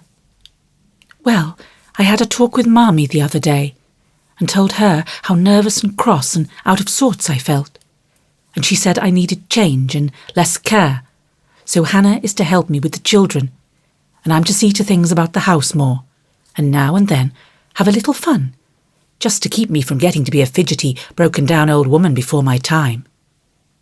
It's only an experiment, John, and I want to try it for your sake as much as for mine, because I've neglected you shamefully lately, and I'm going to make home what it used to be, if I can. You don't object, I hope." Never mind what John said, or what a very narrow escape the little bonnet had from utter ruin. All that we have any business to know is that John did not appear to object, judging from the changes which gradually took place in the house and its inmates. It was not all paradise by any means, but everyone was better for the division of labour system. The children throve under the paternal rule, for accurate, steadfast John brought order and obedience into babydom, while Meg recovered her spirits and composed her nerves by plenty of wholesome exercise, a little pleasure, and much confidential conversation with her sensible husband. Home grew homelike again, and John had no wish to leave it, unless he took Meg with him. The Scotts came to the Brooks now, and everyone found the little house a cheerful place, full of happiness, content and family love. Even Sally Moffat liked to go there. "It is always so quiet and pleasant here. It does me good, Meg," she used to say, looking about her with wistful eyes, as if trying to discover the charm that she might use it in her great house, full of splendid loneliness, for there were no riotous, sunny-faced babies there, and Ned lived in a world of his own, where there was no place for her. This household happiness did not come all at once, but John and Meg had found the key to it, and each year of married life taught them how to use it, unlocking the treasuries of real home love and mutual helpfulness, which the poorest may possess and the richest cannot buy. This is the sort of shelf on which young wives and mothers make consent to be laid, safe from the restless fret and fever of the world, finding loyal lovers in the little sons and daughters who cling to them, undaunted by sorrow, poverty or age, walking side by side through fair and stormy weather with a faithful friend who is, in the true sense of the good old Saxon word, the house band, and learning, as Meg learned, that a woman's happiest kingdom is home, her highest honour the art of ruling it not as a queen, but as a wise wife and mother.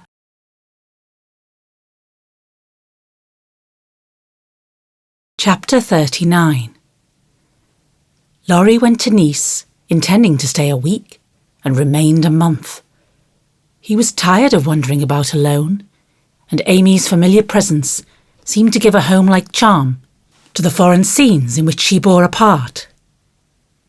He rather missed the petting he used to receive, and enjoyed a taste of it again, for no attentions, however flattering, were half so pleasant as the sisterly adoration of the girls at home. Amy never would pet him like the others, but she was very glad to see him now, and quite clung to him, feeling that he was the representative of the dear family for whom she longed more than she would confess. They naturally took comfort in each other's society, and were much together, riding, walking, dancing, or dawdling, for at Nice no one can be very industrious during the gay season. But while apparently amusing themselves in the most careless fashion, they were half-consciously making discoveries and forming opinions about each other. Amy rose daily in the estimation of her friend, but he sank in hers, and each felt the truth before a word was spoken. Amy tried to please, and succeeded, for she was grateful for the many pleasures he gave her, and repaid him with the little services to which womanly women know how to lend an indescribable charm. Laurie made no effort of any kind, but just let himself drift along as comfortably as possible, trying to forget, and feeling that all women owed him a kind word because one had been cold to him. It cost him no effort to be generous, and he would have given Amy all the trinkets in Nice if she would have taken them. But at the same time, he felt that he could not change the opinion she was forming of him, and he rather dreaded the keen blue eyes that seemed to watch him with such half-sorrowful, half scornful surprise. "All the rest have gone to Monaco for the day. I prefer to stay at home and write letters. They are done now, and I am going to Valrosa to sketch. Will you come?" said Amy, as she joined Laurie one lovely day when he lounged in as usual about noon. "Well, yes, but isn't it rather warm for such a long walk?" he answered slowly, for the shaded salon looked inviting after the glare without. "I'm going to have the little carriage, and Baptiste can drive, so you will have nothing to do but hold your umbrella and keep your gloves nice," returned Amy, with a sarcastic glance at the immaculate kids, which were a weak point with Laurie. "Then I'll go with pleasure," and he put out his hand for her sketchbook, but she tucked it under her arm with a sharp, "Don't trouble yourself. It's no exertion to me, but you don't look equal to it." Laurie lifted his eyebrows and followed at a leisurely pace as she ran downstairs, but when they got into the carriage, he took the reins himself and left little Baptiste nothing to do but fold his arms and fall asleep on his perch. The two never quarrelled. Amy was too well-bred, and just now Laurie was too lazy, so in a minute he peeped under her hat-brim with an inquiring air. She answered him with a smile, and they went on together in the most amicable manner.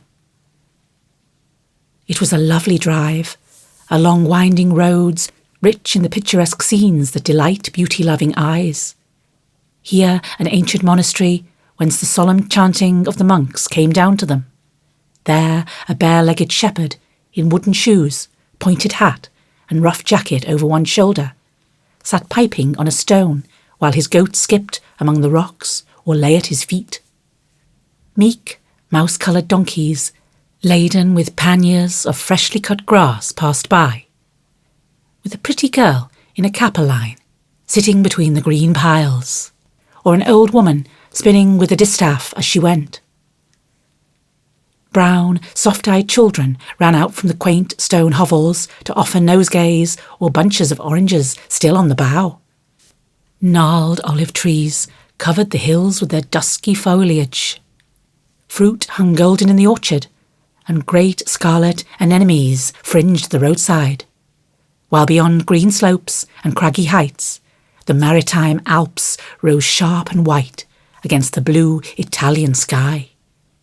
Valrosa well deserved its name, for in that climate of perpetual summer roses blossomed everywhere. They overhung the archway, thrust themselves between the bars of the great gate with a sweet welcome to passers-by, and lined the avenue, winding through lemon trees and feathery palms up to the villa on the hill. Every shadowy nook, where seats invited one to stop and rest, was a mass of bloom. Every cool grotto had its marble nymph smiling from a veil of flowers, and every fountain reflected crimson, white, or pale pink roses, leaning down to smile at their own beauty. Roses covered the walls of the house, draped the cornices, climbed the pillars, and ran riot over the balustrade of the wide terrace, whence one looked down on the sunny Mediterranean and the white-walled city on its shore. "This is a regular honeymoon paradise, isn't it? Did you ever see such roses?" asked Amy, pausing on the terrace to enjoy the view and the luxurious whiff of perfume that came wandering by. "No, nor felt such thorns," returned Laurie, with his thumb in his mouth, after a vain attempt to capture a solitary scarlet flower that grew just beyond his reach. "Try lower down and pick those that have no thorns," said Amy, gathering 3 of the tiny cream-coloured ones that starred the wall behind her. She put them in his buttonhole as a peace offering, and he stood a minute, looking down at them with a curious expression, for in the Italian part of his nature there was a touch of superstition, and he was just then in that state of half-sweet, half-bitter melancholy, when imaginative young men find significance in trifles and food for romance everywhere. He had thought of Jo in reaching after the thorny red rose, for vivid flowers became her, and she had often worn ones like that from the greenhouse at home. The pale roses Amy gave him were the sort that the Italians lay in dead hands, never in bridal wreaths, and for a moment he wondered if the omen was for Jo or for himself. But the next instant his American common sense got the better of sentimentality, and he laughed a heartier laugh than Amy had heard since he came. "It's good advice. You'd better take it and save your fingers," she said, thinking her speech amused him. "Thank you, I will," he answered in jest, and a few months later he did it in earnest. "Laurie, when are you going to your grandfather?" she asked presently, as she settled herself on a rustic seat. "Very soon." "You have said that a dozen times within the last 3 weeks." "I dare say. Short answers save trouble." "He expects you, and you really ought to go." "Hospitable creature. I know it." "Then why don't you do it?" "Natural depravity, I suppose." "Natural indolence, you mean? It's really dreadful." And Amy looked severe. "Not so bad as it seems, for I should only plague him if I went. So I might as well stay and plague you a little longer. You can bear it better. In fact, I think it agrees with you excellently." And Laurie composed himself for a lounge on the broad ledge of the balustrade. Amy shook her head and opened her sketchbook with an air of resignation. But she had made up her mind to lecture that boy, and in a minute she began again. "What are you doing just now?" "Watching lizards." No, I mean, what do you intend and wish to do?" "Smoke a cigarette, if you'll allow me." "How provoking you are. I don't approve of cigars, and I will only allow it on condition that you let me put you into my sketch. I need a figure." "With all the pleasure in life. How will you have me, full length or 3/4, on my head or my heels? I should respectfully suggest a recumbent posture, then put yourself in also and call it dolce far niente." "Stay as you are and go to sleep if you like. I intend to work hard," said Amy in her most energetic tone. "What delightful enthusiasm!" And he leaned against a tall urn with an air of entire satisfaction. "What would Jo say if she saw you now?" asked Amy impatiently, hoping to stir him up by the mention of her still more energetic sister's name. "As usual. Go away, Teddy, I'm busy." He laughed as he spoke, but the laugh was not natural, and a shade passed over his face, for the utterance of the familiar name touched the wound that was not healed yet. Both tone and shadow struck Amy, for she had seen and heard them before, and now she looked up in time to catch a new expression on Laurie's face, a hard, bitter look, full of pain, dissatisfaction, and regret. It was gone before she could study it, and the listless expression back again. She watched him for a moment with artistic pleasure, thinking how like an Italian he looked as he lay basking in the sun with uncovered head and eyes full of southern dreaminess, for he seemed to have forgotten her and fallen into a reverie. "You look like the effigy of a young knight asleep on his tomb," she said, carefully tracing the well-cut profile defined against the dark stone. "Wish I was." "That's a foolish wish, unless you have spoilt your life." "You are so changed. I sometimes think—" There Amy stopped, with a half-timid, half-wistful look, more significant than her unfinished speech. Laurie saw and understood the affectionate anxiety which she hesitated to express, and looking straight into her eyes said, just as he used to say to her mother, "It's all right, Ma'am." That satisfied her, and set at rest the doubts that had begun to worry her lately. It also touched her, and she showed that it did, by the cordial tone in which she said, "I'm glad of that. I didn't think you'd been a very bad boy, but I fancied you might have wasted money at that wicked Baden-Baden, lost your heart to some charming Frenchwoman with a husband, or got into some of the scrapes that young men seem to consider a necessary part of a foreign tour. Don't stay out there in the sun. Come and lie on the grass here and let us be friendly, as Jo used to say when we got into the sofa corner and told secrets." Laurie obediently threw himself down on the turf and began to amuse himself by sticking daisies into the ribbons of Amy's hat that lay there. "I'm all ready for the secrets," and he glanced up with a decided expression of interest in his eyes. "I've none to tell. You may begin." "Haven't one to bless myself with. I thought perhaps you'd had some news from home." "You have heard all that has come lately. Don't you hear often? I fancied Jo would send you volumes." "She's very busy. I'm roving about, so it's impossible to be regular, you know." "When do you begin your great work of art, Raffaella?" he asked, changing the subject abruptly after another pause, in which he had been wondering if Amy knew his secret and wanted to talk about it. "Never," she answered with a despondent but decided air. "Rome took all the vanity out of me, for after seeing the wonders there, I felt too insignificant to live and gave up all my foolish hopes in despair." "Why should you, with so much energy and talent?" "That's just why, because talent isn't genius, and no amount of energy can make it so.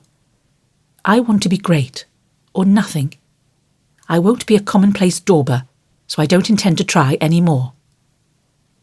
"And what are you going to do with yourself now, if I may ask?" "Polish up my other talents and be an ornament to society, if I get the chance." It was a characteristic speech and sounded daring. But audacity becomes young people, and Amy's ambition had a good foundation. Laurie smiled, but he liked the spirit with which she took up a new purpose when a long-cherished one died, and spent no time lamenting. "Good. And here is where Fred Vaughan comes in, I fancy."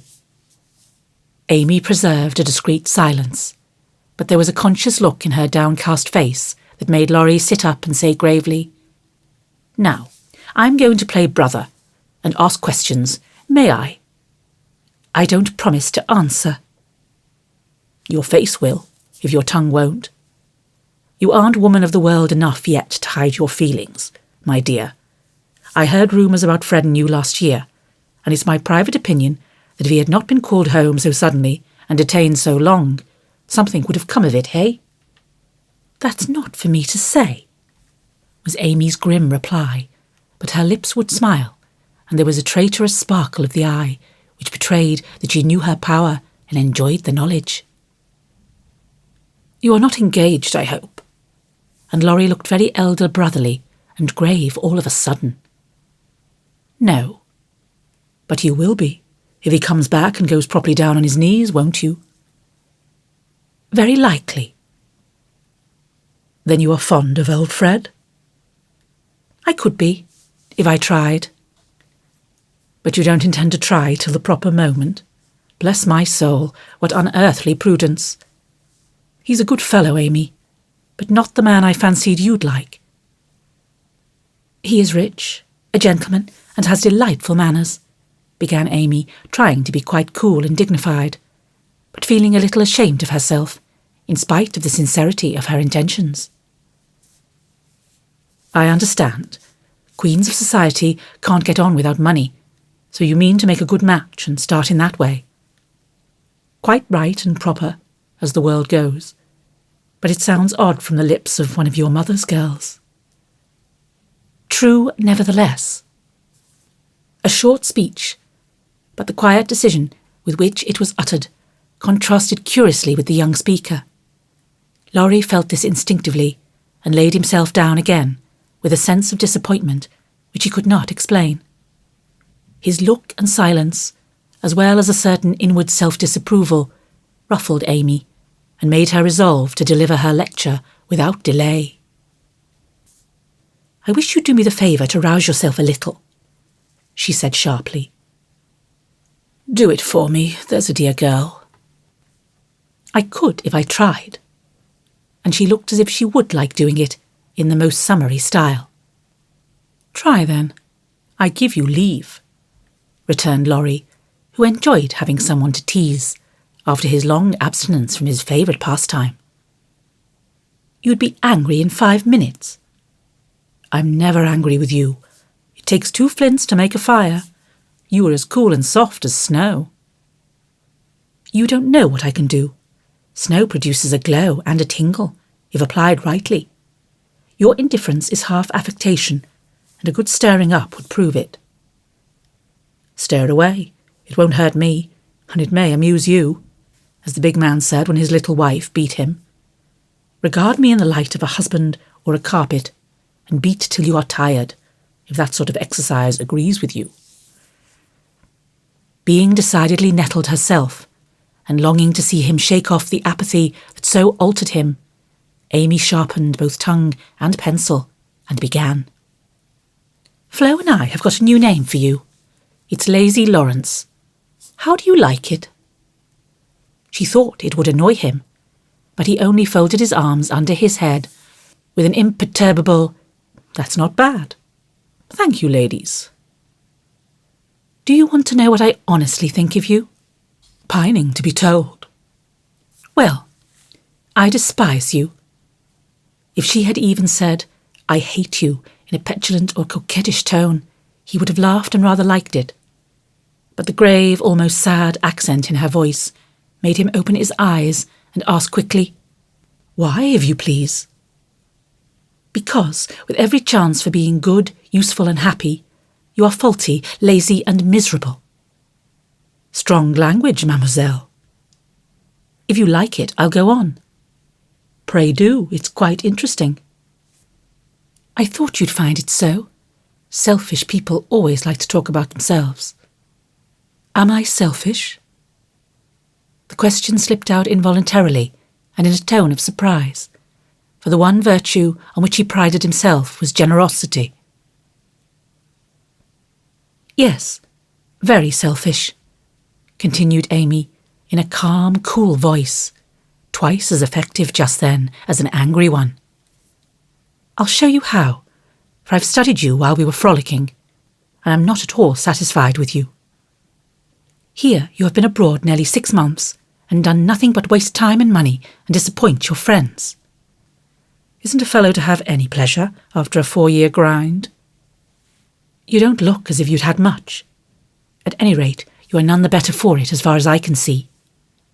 I said when we first met that you had improved. Now I take it all back, for I don't think you half as nice as when I left you at home. You have grown abominably lazy. You like gossip and waste time on frivolous things. You are contented to be petted and admired by silly people, instead of being loved and respected by wise ones. With money, talent, position, health and beauty. Aha, you like that, old vanity. But it's the truth, so I can't help saying it. With all these splendid things to use and enjoy, you can find nothing to do but dawdle. And instead of being the man you ought to be, you are only—" There she stopped, with a look that had both pain and pity in it. "St. Lawrence on a gridiron," added Laurie, blandly finishing the sentence. But the lecture began to take effect, for there was a wide-awake sparkle in his eyes now, and a half-angry, half-injured expression replaced the former indifference. "I suppose you take it so. You men tell us when we are angels, and say we can make you what we will, but the instant we honestly try to do you good, you laugh at us and won't listen, which proves how much your flattery is worth." Amy spoke bitterly, and turned her back on the exasperating martyr at her feet. In a minute, a hand came down over the page, so that she could not draw, and Laurie's voice said, with a droll imitation of a penitent child, "I will be good. Oh, I will be good." But Amy did not laugh, for she was in earnest, and tapping on the outspread hand with her pencil, said soberly, "Aren't you ashamed of a hand like that? It's as soft and white as a woman's, and looks as if it never did anything but wear Jovan's best gloves and pick flowers for ladies. You are not a dandy, thank heaven, so I'm glad to see there are no diamonds or big seal rings on it, only the little old one Joe gave you so long ago. Dear soul, I wish she was here to help me." "So do I." The hand vanished as suddenly as it came, and there was energy enough in the echo of her wish to suit even Amy.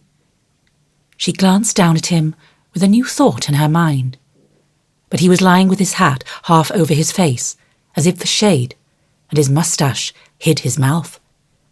She only saw his chest rise and fall, with a long breath that might have been a sigh, and the hand that wore the ring nestle down into the grass, as if to hide something too precious or too tender to be spoken of. All in a minute, various hints and trifles assumed shape and significance in Amy's mind, and told her what her sister never had confided to her. She remembered that Laurie never spoke voluntarily of Joe. She recalled the shadow on his face just now, the change in his character, and the wearing of the little old ring, which was no ornament to a handsome hand. Girls are quick to read such signs and feel their eloquence. Amy had fancied that perhaps a love trouble was at the bottom of the alteration, and now she was sure of it.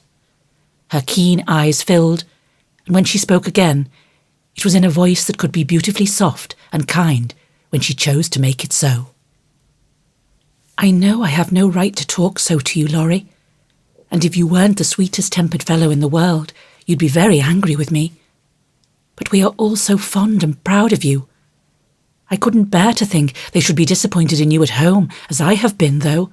Perhaps they would understand the change better than I do." "I think they would," came from under the hat, in a grim tone, quite as touching as a broken one. "They ought to have told me, and not let me go blundering and scolding, when I should have been more kind and patient than ever. I never did like that Miss Randall, and now I hate her," said artful Amy, wishing to be sure of her facts this time.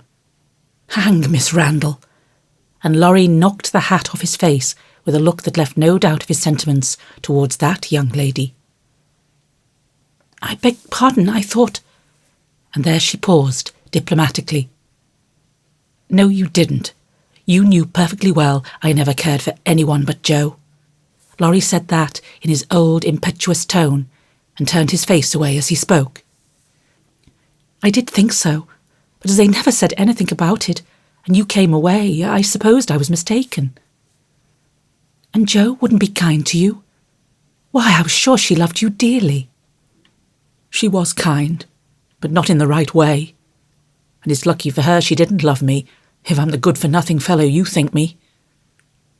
It's her fault, though, and you may tell her so." The hard, bitter look came back again as he said that, and it troubled Amy, for she did not know what balm to apply. "I was wrong.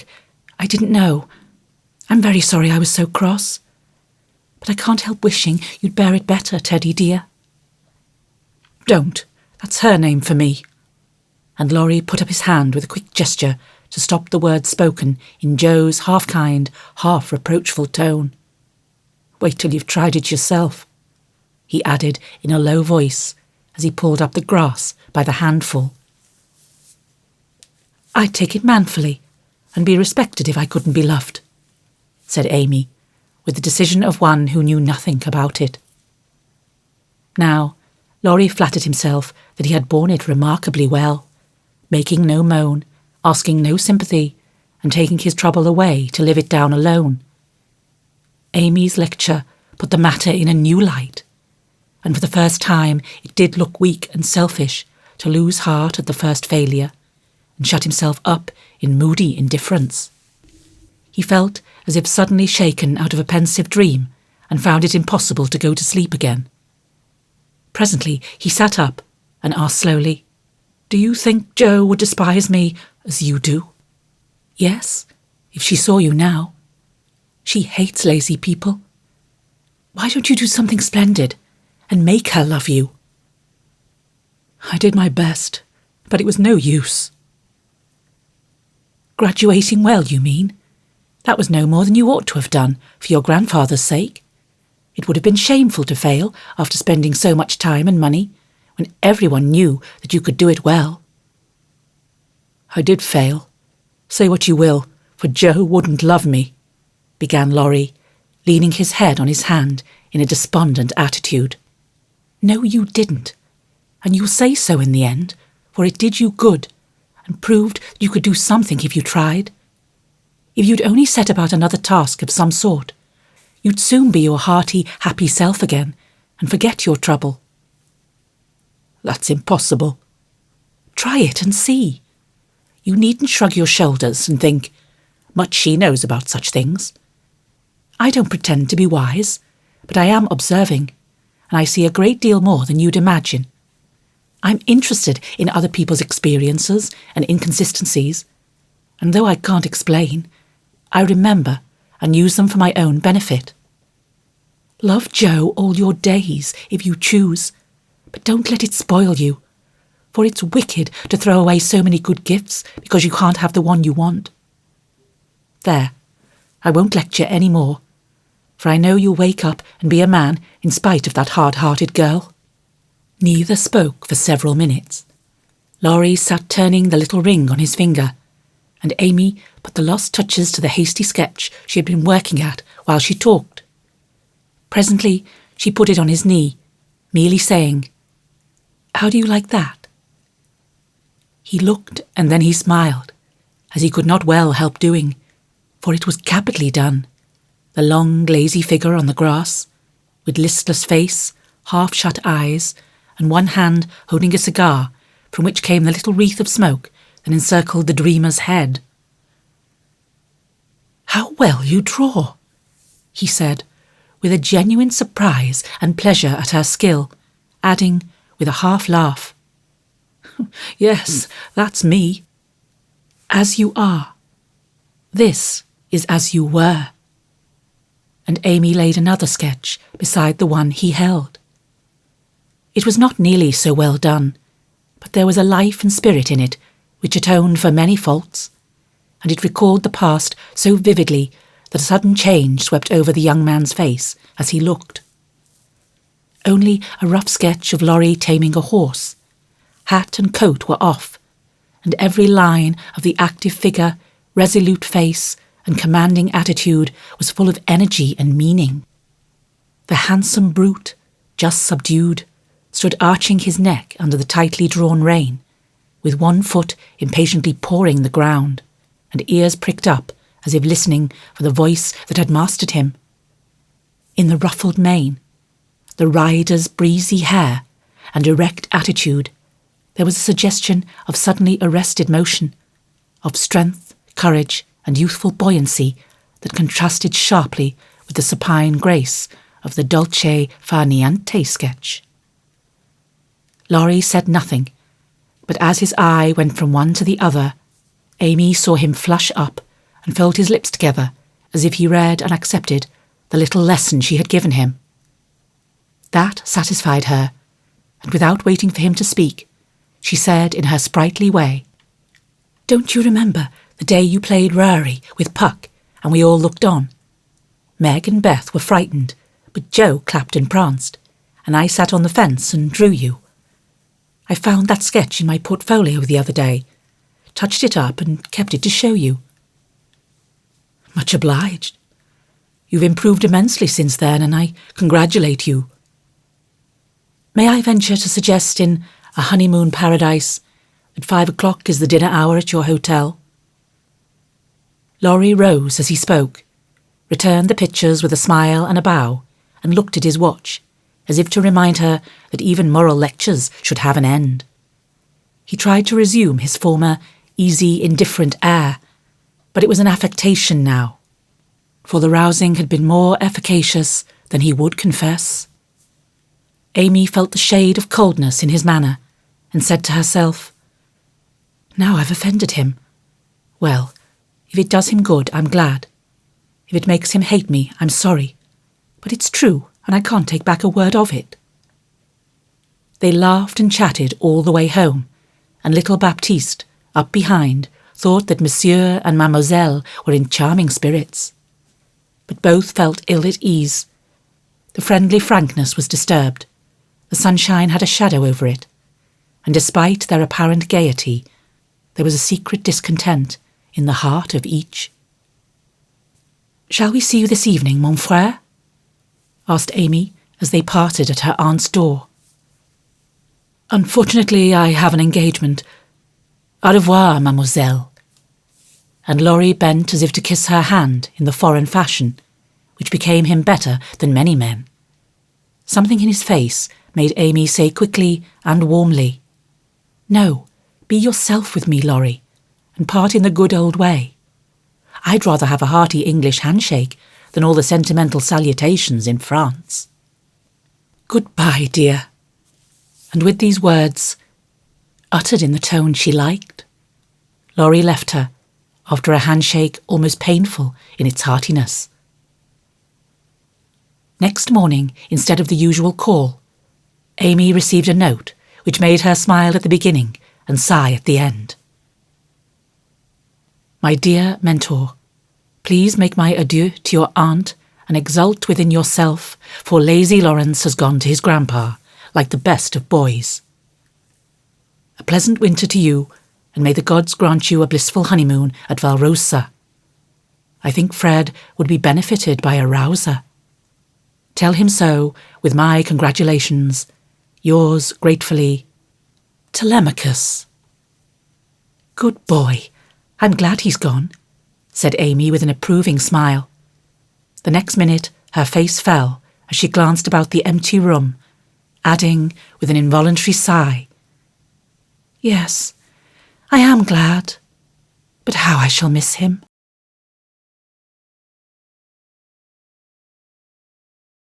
Chapter 40.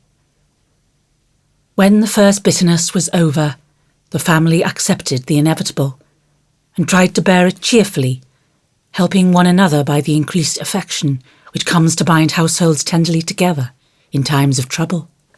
They put away their grief, and each did his or her part towards making that last year a happy one. The pleasantest room in the house was set apart for Beth, and in it was gathered everything that she most loved: flowers, pictures, her piano, the little work table, and the beloved pussies. Father's best books found their way there, Mother's easy chair, Joe's desk, Amy's finest sketches, and every day Meg brought her babies on the loving pilgrimage to make sunshine for Auntie Beth. John quietly set apart a little sum, that he might enjoy the pleasure of keeping the invalid supplied with the fruit she loved and longed for. Old Hannah never wearied of concocting dainty dishes to tempt a capricious appetite, dropping tears as she worked, and from across the sea came little gifts and cheerful letters, seeming to bring breaths of warmth and fragrance from lands that know no winter. Here, cherished like a household saint in its shrine, sat Beth, tranquil and busy as ever, for nothing could change the sweet, unselfish nature, and even while preparing to leave life, she tried to make it happier for those who should remain behind. The feeble fingers were never idle, and one of her pleasures was to make little things for the school children daily passing to and fro, to drop a pair of mittens from her window for a pair of purple hands, a needlebook for some small mother of many dolls, pen wipers for young penmen toiling through forests of pothooks, scrapbooks for picture-loving eyes, and all manner of pleasant devices, till the reluctant climbers of the ladder of learning found their way strewn with flowers, as it were, and came to regard the gentle giver as a sort of fairy godmother who sat above there and showered down gifts miraculously suited to their tastes and needs. If Beth had wanted any reward, she found it in the bright little faces always turned up to her window, with nods and smiles, and the droll little letters which came to her full of blots and gratitude. The first few months were very happy ones, and Beth often used to look around and say, "How beautiful this is," as they all sat together in her sunny room, the babies kicking and crowing on the floor, mother and sisters working near, and father reading, in his pleasant voice, from the wise old books which seemed rich in good and comfortable words, as applicable now as when written centuries ago, a little chapel where a paternal priest taught his flock the hard lessons all must learn, trying to show them that hope can comfort love, and faith make resignation possible. Simple sermons that went straight to the souls of those who listened, for the Father's heart was in the minister's religion, and the frequent falter in the voice gave a double eloquence to the words he spoke or read. It was well for all that this peaceful time was given them as preparation for the sad hours to come, for by and by Beth said the needle was so heavy and put it down forever. Talking wearied her, faces troubled her, pain claimed her for its own, and her tranquil spirit was sorrowfully perturbed by the ills that vexed her feeble flesh. Ah me! Such heavy days, such long, long nights, such aching hearts and imploring prayers, when those who loved her best were forced to see the thin hands stretched out to them beseechingly, to hear the bitter cry, "Help me! Help me!" and to feel that there was no help. A sad eclipse of the serene soul, a sharp struggle of the young life with death. But both were mercifully brief, and then the natural rebellion over, the old peace returned more beautiful than ever. With the wreck of her frail body, Beth's soul grew strong, and though she said little, those about her felt she was ready, saw that the first pilgrim called was likewise the fittest, and waited with her on the shore, trying to see the shining ones coming to receive her when she crossed the river. Joe never left her for an hour since Beth had said, "I feel stronger when you are here." She slept on a couch in the room, waking often to renew the fire, to feed, lift, or wait upon the patient creature who seldom asked for anything, and tried not to be a trouble. All day she haunted the room, jealous of any other nurse, and prouder of being chosen then than of any honour her life ever brought her. Precious and helpful hours to Joe, for now her heart received the teaching that it needed.